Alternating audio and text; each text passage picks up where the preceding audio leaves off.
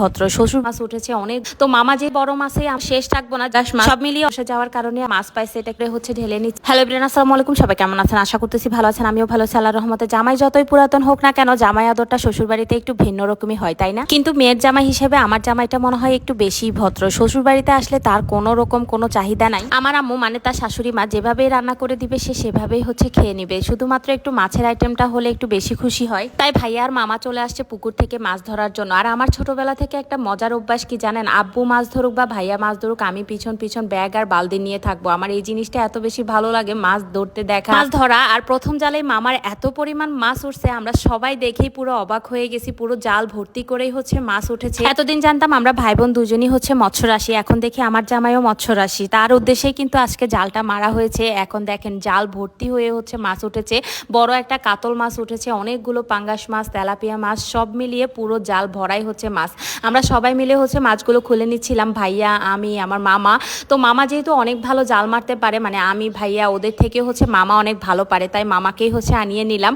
আর এই দেখেন মামার এক জালেই এত পরিমাণ মাছ উঠছে। আর পাঙ্গাস মাছ খোলা আমার পক্ষে একদমই সম্ভব না, যেহেতু কাটা প্রচুর পরিমাণ, তাই মাছগুলো খুলতে আমাদের সবার একটু বেশি কষ্ট হচ্ছে। যাই হোক, সবগুলো মাছ যেহেতু রাখবো না, পাঙ্গাস মাছ বড় বড় দেখে হচ্ছে আমরা কিছু মাছ রাখবো আর কিছু মাছ হচ্ছে ফেলে দিব। আর ওই যে ভাগ্য খারাপ হলে যা হয় আর কি, বড় একটা কাতল মাছ উঠলে হয়তো কাতল মাছটা রেখে দিতে পারতাম। এটা আমাদের পুকুরের সব থেকে ছোট কাতল মাছ, এর থেকে অনেক বড় বড় কাতল মাছ আছে। তাই ভাইয়া বলতেছে এই কাতল মাছটা রাখবো না, এটা হচ্ছে ছেড়ে দাও। যেই কথা সেই কাজ, আমিও হচ্ছে মাছটা ছেড়ে দিতেছিলাম। আসলে এটা ছোট কাতল মাছ, থেকে বড় বড় কাতল মাছ আছে। যেহেতু জামাইদেরকে আদর করবে, জামাই আদর মানে হচ্ছে শুধু আমার জামাই না, এবার কিন্তু আমার ফুপির জামাইও এসেছে, মানে আমার ফুপা।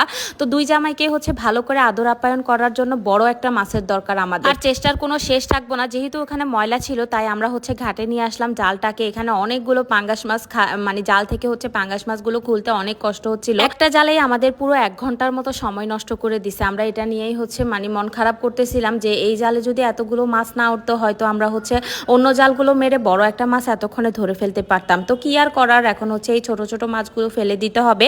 আর যেহেতু ভাইয়া এখন নতুন করে মাছ ছাড়ছে পুকুরে, মানে তেলাপিয়া মাছ, তারপর হচ্ছে পাঙ্গাস মাছ, সব মিলিয়ে অনেক ধরনের মাছ ছেড়েছে। তেলাপিয়া মাছগুলো অনেকটাই বড় হয়ে গেলেও কিন্তু পাঙ্গাস মাছটা অনেক ছোট রয়ে গেছে। আর ফুপিও কিন্তু আমাদের সাথে এসে যোগ দিয়েছে মাছ খোলার জন্য।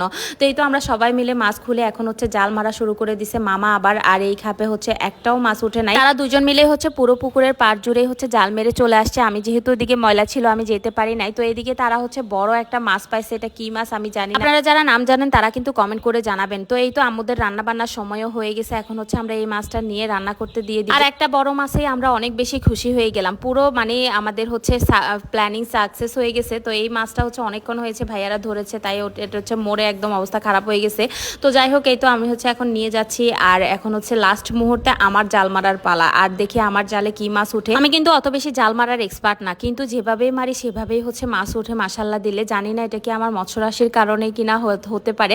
তো মামা হচ্ছে আমাকে হেল্প করতেছিল। এখানে আমার জালটা কিসের সাথে জানি আটকাই গেছে। তো যাই হোক, এই তো আমি হচ্ছে সুন্দর করে জাল মেরে উঠে চলে আসলাম। মাছগুলো নিয়ে এখন আম্মুদেরকে রান্না করতে দেওয়ার পালা। আর আমার জালে কিন্তু কোনো মাছ উঠে নাই, তাই আপনাদের সাথে হচ্ছে শেয়ার করতে পারি নাই। তো এই তো আমি হচ্ছে সবগুলো মাছ সুন্দর করে গুছিয়ে নিচ্ছিলাম। আর এখানে হচ্ছে অনেকগুলো মাছ হয়েছে আমাদের। আর বড় মাছটা হচ্ছে ফুপি নিয়ে গেছে, যেহেতু এটা আগে আগে রান্না করে ফেলতে হবে, তাই হচ্ছে ওইটা নিয়ে ফুপি চলে গেছে। আর এখানে হচ্ছে আমি সবগুলো মাছ নিয়ে নিচ্ছিলাম।